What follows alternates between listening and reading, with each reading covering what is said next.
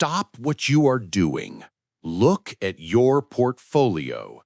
Now, imagine it going to zero. Not down 50%, zero, in minutes. We are told that cryptocurrency is the future of freedom. We are told it is decentralized, transparent, and immune to the corruption of the traditional banking system. But what if I told you that the entire trillion-dollar crypto industry is currently balanced on the edge of a knife, held up by a single company that operates in the shadows?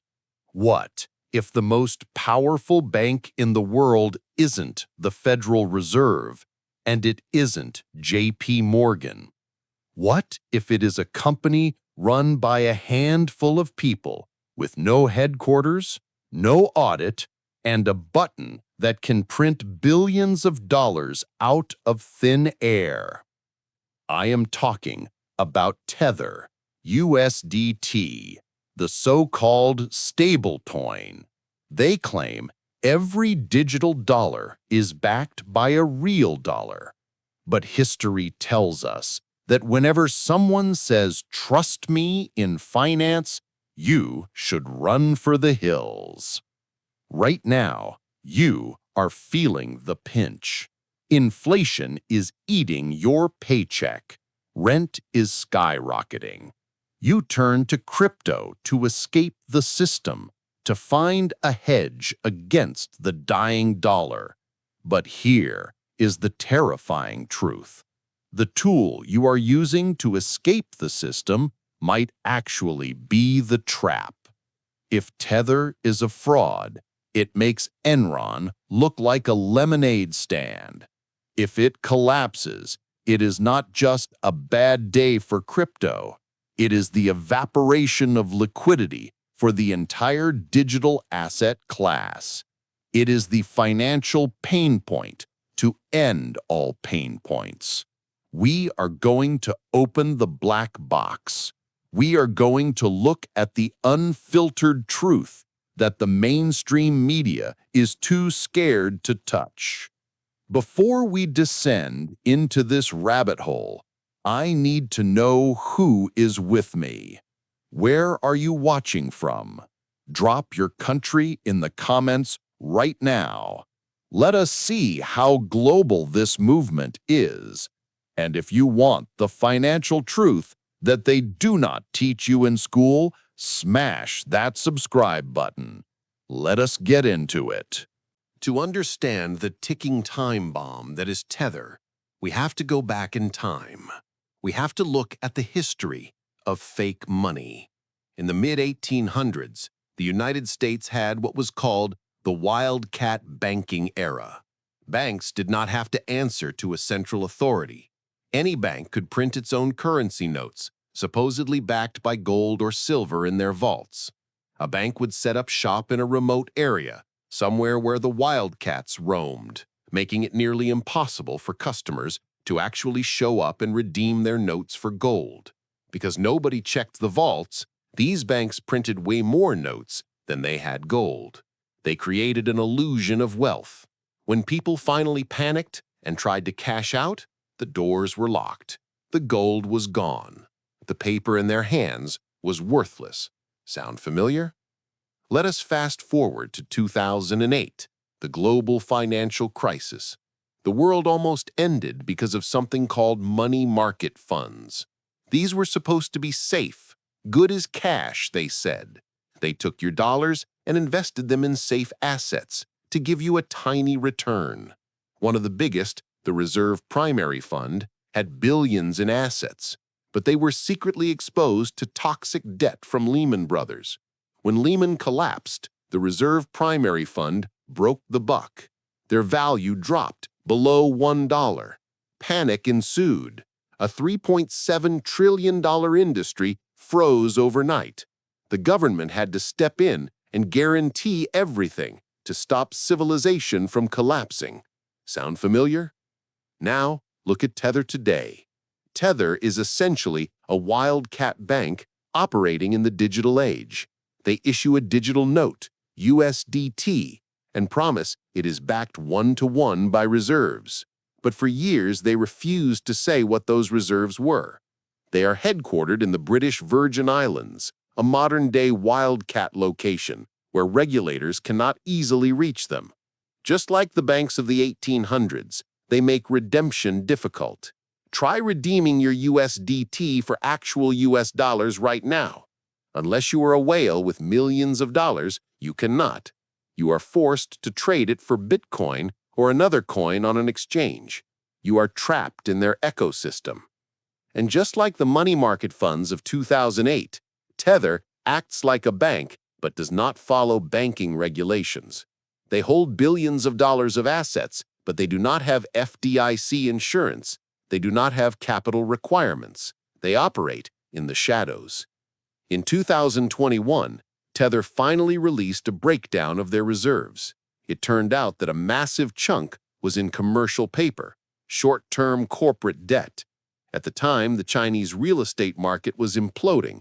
Remember Evergrande? Analysts screamed that Tether was backing your stablecoin with toxic Chinese debt. Tether denied it. But just like the Reserve Primary Fund in 2008, holding Lehman debt, we simply had to take their word for it. Sound familiar? This is the pattern of financial history. Innovation happens, regulation lags behind. Grifters step into the gap. They print paper claims on value that does not exist. They leverage it. They inflate asset bubbles. And when the music stops, the retail investor, you, is left holding the bag, while the architects of the scheme vanish onto yachts. But here is where the story shifts. Usually, the government shuts these operations down. They hunt them. They fine them. They destroy them. Tether has a market cap of over $100 billion. It processes more volume than Visa and MasterCard combined on some days. The US government knows exactly who runs it. They know exactly where the money is. So why is Tether still alive? Why hasn't the hammer dropped? Here is the twist that most crypto influencers miss. They think Tether is just a scam run by a few guys in the Bahamas trying to get rich. They think the US government is too slow to catch them. That is naive. The US government can drone strike a terrorist in a cave from 6,000 miles away. They can freeze the assets of a Russian oligarch in seconds. You think they cannot shut down a stablecoin company if they wanted to? The conspiracy isn't that Tether is fooling the government. The conspiracy is that the government is using Tether. We need to introduce the concept of the euro-dollar shadow banking system. After World War II, dollars started piling up in banks outside the US, mostly in Europe and Russia, to avoid US regulations. These were called euro-dollars. It was a massive, unregulated pool of USD that fueled global trade. The US government hated it, but they also loved it because it created massive global demand for the dollar without the Federal Reserve having to officially print it. Tether is the crypto euro dollar. It is the offshore, unregulated extension of the US dollar.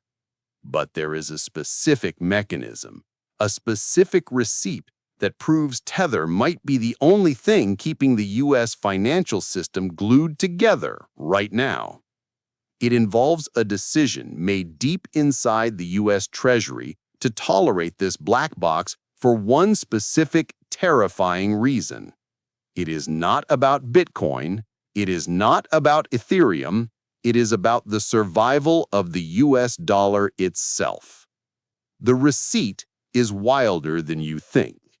Let us tear this engine apart and see how it actually runs. This is the Financial Mechanics Deep Dive, and I need you to pay close attention because the numbers I am about to drop are absolutely staggering. The mechanism is the sovereign debt recycling loop. How does Tether actually work? In theory, you give them $1.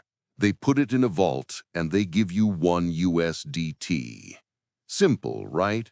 Wrong. That is the fairy tale. The reality is fractional reserve banking on steroids. When institutional players, we are talking massive trading firms like Cumberland or the now defunct Alameda Research, send millions to Tether, they get USDT. Tether takes that cash, but they do not stick it under a mattress. They invest it. Where do they invest it? This is the key. As of the latest reports, Tether holds approximately $90 billion to $100 billion in assets. But the shocking statistic is this. Tether is now one of the top holders of U.S. Treasury bills, short-term U.S. government debt, in the world. Tether holds more U.S. debt than the entire country of Germany. Tether holds more U.S. debt than the entire country of Australia. Tether holds more U.S. debt than the United Arab Emirates. Let that sink in. A cryptocurrency company run by 29 employees, yes, you heard that right, 29 people, is financing the United States government more than major G7 nations. This is the mechanics of survival. First, the yield trap. Tether takes your cash, which pays 0% interest to you. They buy US T-bills, which are currently paying around 5.5% interest. Do the math. $100 billion times 5.5% equals $5.5 billion in pure, risk-free profit per year. That is more profit than BlackRock. That is more profit than Nike. And who gets that $5.5 billion? Not you holding the USDT. It goes to the owners of Tether. It is the greatest arbitrage trade in the history of finance. They are monetizing your risk for their reward. Second, the liquidity injection, also known as the wash trade. This is where it gets dark. Critics have long alleged a mechanism called the infinite loop. Tether prints USDT out of thin air, unbacked. They lend this USDT to an exchange or a trading firm. That firm uses the USDT to buy Bitcoin. The price of Bitcoin goes up. The collateral value rises. Tether claims their reserves are now worth more. They print more USDT. It is a perpetual motion machine of greed. In 2017, the Paradise Papers leaks and subsequent investigations suggested that Tether was used to prop up Bitcoin prices during critical dips. This is market manipulation 101. It is creating an illusion of demand. Third, the shadow central bank. Here is the mechanism that explains the government's silence. The U.S. government has a massive problem: debt. The U.S. is $34 trillion in debt. They need people to buy that debt, specifically T-bills, to keep the government running. But recently, major buyers like China and Japan have been selling U.S. debt. Who is stepping in to fill the void? Tether. Tether has become a buyer of last resort for the U.S. Treasury. If the U.S. government shuts down Tether, they are not just crashing crypto, they are forcing a massive sell-off of nearly $100 billion in U.S. Treasuries. In a fragile bond market, that could spike interest rates and cause a recession in the real economy. This is the moral hazard. The U.S. government is essentially holding the crypto market hostage. They allowed Tether to operate this unregulated casino because Tether is kicking back billions of dollars into the U.S. debt machine. It is parasitic finance. Tether feeds off the crypto ecosystem to feed the U.S. Treasury. Fourth, the black box of cash equivalents. Tether claims the majority of their reserves are treasuries. But what about the rest, the other investments? In 2022, a court in New York found that Tether had loaned billions to Celsius Network, which went bankrupt. They have investments in Bitcoin mining, AI computing, and payment processing.